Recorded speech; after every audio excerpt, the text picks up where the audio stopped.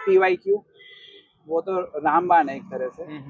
उसके बिना आप कुछ नहीं होगा। पीवाईक्यू में जिस हिसाब से क्वेश्चन पूछा गया है, जिस टॉपिक से पूछा गया है, प्रिपेयर ऑल दोस टॉपिक्स। पर आपको अपने आप को लिमिट रखना है ताकि आप उतना ही पढ़े जितना आपको मेंस में लिखना है। एक क्वेश्चन मेंस में आई थिंक 3 पेज से ज्यादा नहीं लिखना होता। तो आपकी क्या स्टडी रही थी मेंस को लेकर सब्जेक्ट भाई, अगर बताएं तो? मेंस पहले 2 बार तो समझ ही नहीं आया क्योंकि सिलेबस ही पूरा नहीं हुआ था। टेलीग्राम ने आई थिंक मुझे लगता है सबसे ज्यादा हेल्प की।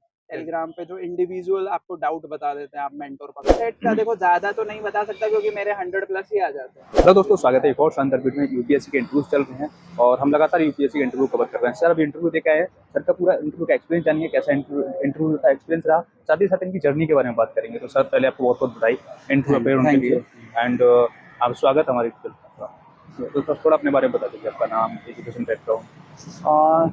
नाम मेरा मनीष है और मैंने बीएससी किया है बॉटनी जूलॉजी केमिस्ट्री से और प्रेजेंटली मैं ईपीएफओ में वर्क करता हूँ as account officer. Okay so this is my little journey. Okay, आपका जो इंटरव्यू था, कौन सा आपका इंटरव्यू था और आपका मीडियम क्या था? ओके, इंटरव्यू मेरा पहला था और मीडियम इंग्लिश। अटेम्प्ट कितने आपके कुछ? अटेम्प्ट मैंने 5 दिए हैं, तो उसमें से मेरा ये चौथा मेल था। चौथा मेंस। हाँ, क्या एक्सपीरियंस रहा पिछले मेंस का?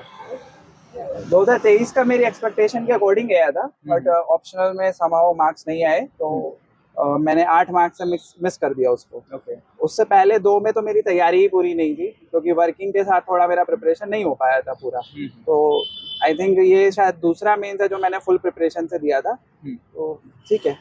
ऑप्शनल क्या था आपका? बॉटनी। बॉटनी। तो आपने ऑप्शनल के लिए कैसे तैयारी की, क्या आपके रिसोर्स रहे थे ऑप्शनल को लेकर? बॉटनी के वैसे रिसोर्स मिलते नहीं है और स्टूडेंट भी नहीं होते हैं। तो जो मेरा ग्रेजुएशन में था मेरे पास वो मैंने यूज़ किया और कुछ यूट्यूब वगैरह से या रिसर्च पेपर से, तो वहाँ से नोट्स बनाने खुद ही पड़ते हैं। तो बॉटनी का रेडीमेड कंटेंट मिलना थोड़ा मुश्किल है। ओके तो खुद ही नोट्स बनाने पड़ते हैं। थोड़ा स्टैटिक सब्जेक्ट है तो करंट अफेयर का टेंशन नहीं है, तो आप सिलेबस के बेसिस पे उसको पूरा प्रिपेयर कर सकते हो। ओके, जैसे आपने बोला तुम खुद से नोट्स बनाते पड़ते हैं, तो नोट्स के सोर्स क्या रहते थे? आप या गूगल यूज़ करते थे या फिर चैट जीपीटी या फिर यूट्यूब या फिर और कोई बुकलेट? आजकल तो मतलब काफ़ी चीज़ें ही यूज़ हो जाती हैं, सच एज आप गूगल भी यूज़ करते हो, रिसर्च पेपर भी यूज़ कर लेते हो, फिर आप इंग्लिश सॉरी न्यूज़पेपर भी यूज़ करते हो और फिर किसी कोचिंग का कुछ भी कंटेंट मिल जाए वो भी कर सकते हो। बॉटनी में मैं स्पेशली बोलूँगा कि जो टीचर्स की तैयारी करते हैं 11th-12th या पीजीटी टीचर वगैरह, तो उससे काफ़ी हेल्प मिला मुझे क्योंकि उनका क्या था कि उनके पास कंटेंट अवेलेबल था। ओके, तो आप इंटरव्यू की बात करना चाह रहा था, तो इंटरव्यू का ऑल ओवर एक्सपीरियंस कैसा रहा आपका? ऑल ओवर एक्सपीरियंस मेरे हिसाब से इट वाज गुड। लाइक जितना नर्वस था उतना उस हिसाब से अच्छा हो गया। ओके, तो किस क्वेश्चन से शुरुआत हुई थी आपकी? क्वेश्चन ऐसा अभी जस्ट आया हूँ तो इतना याद नहीं आ रहा है, बट आई थिंक इस एक्सपोर्ट रिलेटेड कुछ आई थी कि हम क्या क्या एक्सपोर्ट करते हैं। ओके, तो ये शायद क्वेश्चन तो था। ड्यूरेशन क्या थी आपके इंटरव्यू, कितनी ड्यूरेशन कितने? ये अराउंड 30 मिनट्स के आसपास चला। 30 मिनट के। तो और कोई क्वेश्चन जो आप करंट अफेयर से पूछे गए हों?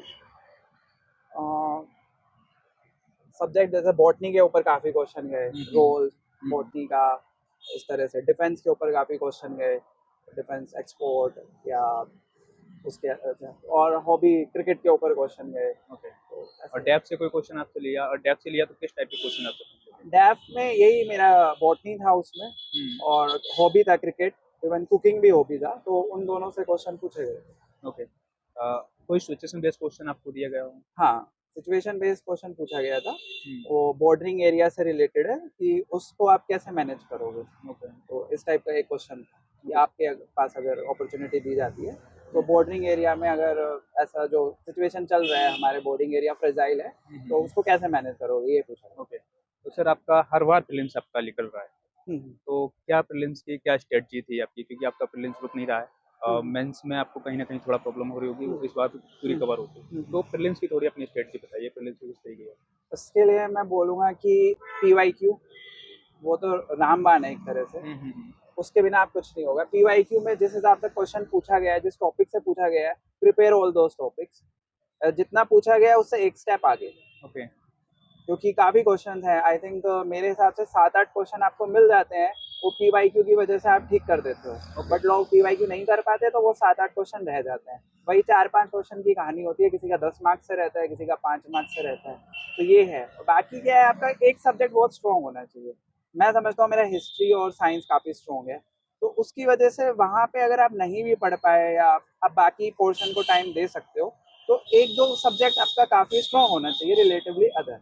ओके। आपको ऐसे नहीं जाना है कि सब इक्वल ही हैं, 1-2 स्ट्रॉन्ग होना चाहिए रिलेटिवली दूसरे से, क्योंकि कहीं न कहीं तो आपका नेचुरल इंटरेस्ट होगा, आर्ट्स राइट। में होगा, साइंस में होगा, मतलब किसी में तो होगा। जैसे आपने अभी बताया पीवाईक्यू को लेकर, तो पीवाईक्यू कितनी ईयर तक के लगाएँ? PYQ जहाँ तक अवेलेबल है वहाँ तक लगाइए, ओके। अगर पॉसिबल है तो 2000 से लगा लीजिए, मिल जाएगा। बट अगर टाइम नहीं है तो 2011 ऑनवर्ड तो लगाना ही है। ओके, 14 पीवाईक्यू के साथ कुछ और कंटेंट यूज़ कर सकते हैं क्या? PYQ से आप अपना कंटेंट बनाइए। PYQ में जो पूछा है वही मैगजीन में मिल जाएगा किसी कोचिंग की, वही न्यूज़पेपर में मिल जाएगा। क्या एडिशनल यूपीएससी आप खुद ही प्रेडिक्ट कीजिए क्या क्वेश्चन आएगा। कोई आपको प्रेडिक्ट करके नहीं देगा। एक क्वेश्चन मैं बता सकता हूँ, बैंक बोर्ड ब्यूरो का एक क्वेश्चन आया था 2020 में। हुँ। वो पूछा गया था, वो किसके लिए है?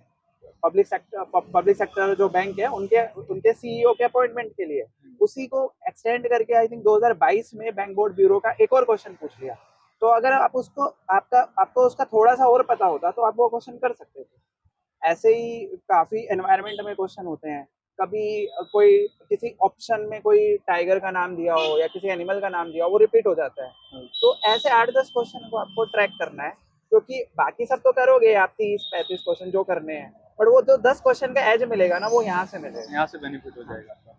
ओके, तो अगर पीवाईक्यू के साथ-साथ जो होते हैं कि वैल्यू एडिशन करना, तो वैल्यू एडिशन आप कहाँ-कहाँ से करते थे? पीवाईक्यू से करते थे या फिर कोई और सोर्स था? Value addition I think mains में ज्यादा काम आता है। हुँ, हुँ। तो वैल्यू एडिशन के लिए आपके पास सब बताते हैं कि रिपोर्ट्स हो गवर्नमेंट हुँ, की, हुँ। उसके हिसाब से फिर आजकल कोचिंग इंस्टीट्यूट भी प्रोवाइड करा देते हैं अगर रेडीमेड चाहिए तो। हुँ, हुँ। बट प्रॉब्लम क्या है कि उस पीडीएफ को पढ़ने में आपको दिक्कत होगा, तो आप अगर अपना अपना खुद का बनाएंगे गवर्नमेंट की रिपोर्ट से, कॉन्स्टिट्यूशनल एंगल से, जो भी और न्यूज़पेपर से, या फिर आपने कोई आर्टिकल पढ़ लिया, उसका मैगजीन पढ़ लिया, आप जितने में कंफर्टेबल हो, इनमें से एक भी काम कर जाएगा, 2 भी कर जाएगा और 10 भी कर जाएंगे। पर आपको अपने आप को लिमिट रखना है ताकि आप उतना ही पढ़ें जितना आपको मेंस में लिखना है। एक क्वेश्चन मेंस में आई थिंक 3 पेज से ज़्यादा नहीं लिखना होता। तो आप हर टॉपिक का 3 पेज का कंटेंट प्रिपेयर कीजिए। 2 पेज का करिए तब भी आप उसको पूरा कर लोगे। ओके। That's it. तो सर आपने कोई कोचिंग जॉइन की थी या फिर खुद सेल्फ स्टडी किया? कोचिंग का टाइम लगा नहीं, क्योंकि पहले से वो चल रहा था, बट मृणाल पटेल सर हैं, तो हुँ, उनका मैंने ये था कि उनका जो कोर्स चलता है विन सीएसपी, वो फ्री वाला कोर्स है, तो हुँ। वो अपडेट देते हैं पूरे साल इकोनॉमिक्स की। तो मुझे लगा इकोनॉमिक्स वहाँ से हो गया मेरा, बाकी सब सब्जेक्ट मैंने खुद से ही प्रिपेयर खुद किए। से ही किए थे। तो आपकी क्या स्टडी रही थी मेंस को लेकर सब्जेक्ट वाइज़ अगर बताएँ तो? मेंस पहले 2 बार तो समझ ही नहीं आया, क्योंकि सिलेबस ही पूरा नहीं हुआ था। हुँ। फिर उसके बाद समझ आया कि आपको सब क्वेश्चन अच्छे नहीं करने हैं 20 के 20। आपको कुछ क्वेश्चन में बस ऐसा कर देना है कि आपको मोर देन एवरेज मार्क्स मिल जाए। ओके। तो उसी पे मेरा फोकस रहा। फिर बाकी बोलते हैं कि एथिक्स में अच्छा कर सकते हो, एसए में अच्छा कर सकते हो, बट वो अनडू प्रेशर नहीं बनाना है। मेरे लिए सब बराबर ही है, तो मैं सबको एक हिसाब से ही देखता था, क्योंकि आ भी सकते हैं मार्क्स, नहीं भी आ सकते। मेरा GS1 बहुत अच्छा है, तो 101 मार्क्स आए थे मेरे पहले अटेम्प्ट में, बट उसके बाद आज तक मार्क्स ही नहीं आए उस सब्जेक्ट में। ओके। 80-70 ऐसे रहते हैं। मैंने बहुत मेहनत की उस सब्जेक्ट में, और मैं आज भी बोलता हूँ मेरे को आता है, बट मार्क्स नहीं लाना। तो मार्क्स कैसे लाना है, प्रैक्टिस, अपनी गलतियाँ जानना, वो ज़्यादा इम्पोर्टेंट ओके, जैसे आपने बताया कि 2 बार तो आपको समझ में नहीं आया मेंस के बारे में। है। फिर क्या ऐसा अपडेट किया अपने आप में कि कहीं से आपने गाइडेंस ली या फिर कुछ और आपने एक्चुअली अपने आप को टाइम का प्रिपेयर सबसे बड़ा इशू था हुँ, कि ऑफिस के साथ वर्किंग वालों को थोड़ा दिक्कत आता है। हुँ, हुँ, तो मेरे को थोड़ा नया नया था ऑफिस में, मैंने छुट्टी के लिए इतना अप्लाई नहीं किया, तो प्री और मेंस के बीच में भी मैं छुट्टी ही मतलब करता था। बट फिर 22 के बाद मेरे को 1 साल अच्छे से मिल गया, ओके। क्योंकि उसमें मेंस का ड्यूरेशन पूरा 1 साल का था। वो कोविड की वजह से जल्दी जल्दी मेंस हो गया, 1 जनवरी में हो गया, सितंबर में हो गया। तो उसकी वजह से वो एक सेल्फ इंट्रोस्पेक्शन का टाइम है, वो मिल गया। बाकी आजकल यूट्यूब पे भी मिल जाते हैं लोग बहुत सारे, कि कैसे इम्प्रूव करना है। टेलीग्राम ने आई थिंक मुझे लगता है सबसे ज़्यादा हेल्प की। टेलीग्राम पे जो इंडिविजुअल आपको डाउट बता देते हैं, आप मेंटोर पकड़ लो, हुँ, हुँ, या छोटा कोर्स दे देते हैं, 50-100 बच्चे होते हैं, वहाँ पे आप ज़्यादा अच्छे से अपने आप को इवेलुएट कर पाते हैं। ओके, तो टेलीग्राम का आई थिंक बहुत बड़ा रोल है। ओके। जो एस्पिरेंट 2025 को टारगेट कर रहे हैं उनके लिए क्या मैसेज रहने वाला है आपका? क्या गलतियाँ करें, क्या नहीं करें? प्रीलिम से डरो मत, उसको सोचो कि हो जाएगा।